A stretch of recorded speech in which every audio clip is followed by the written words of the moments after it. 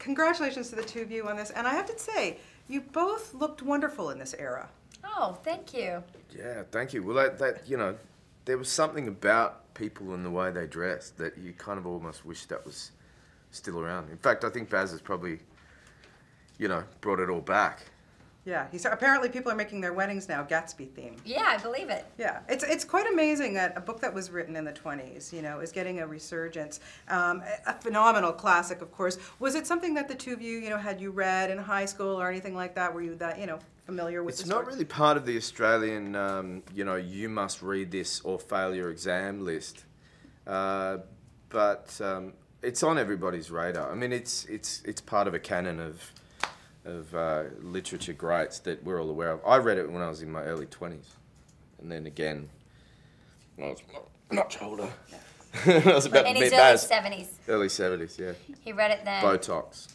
Yeah, you're looking great. How about you, Isla? I read it in high school just for fun, and then I read it again right before I met with Baz for the role. Yeah.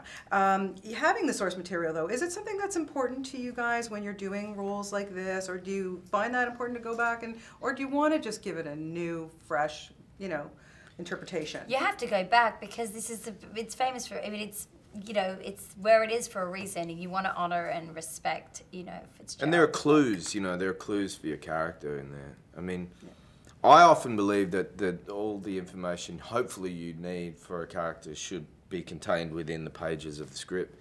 And then you've got the book. And Baz would also refer to the longer unedited version of Gatsby that was called Trimalchio. And it was all about finding clues and putting them in your basket, you know.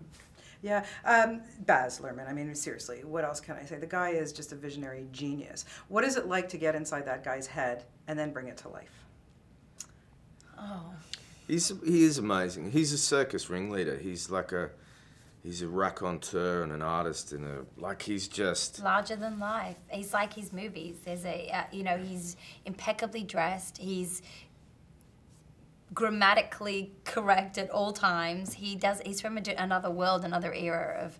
He's actually, is he magic? He could be actually a magical person, an alien walking among us. He's that brilliant. But you also have to include Catherine Martin in that equation because, you know, she's the clothes on the mannequin, and she's, you know. And she's the sets, and she's behind the story development and everything. She's wonderful. And together they're like nuclear fusion.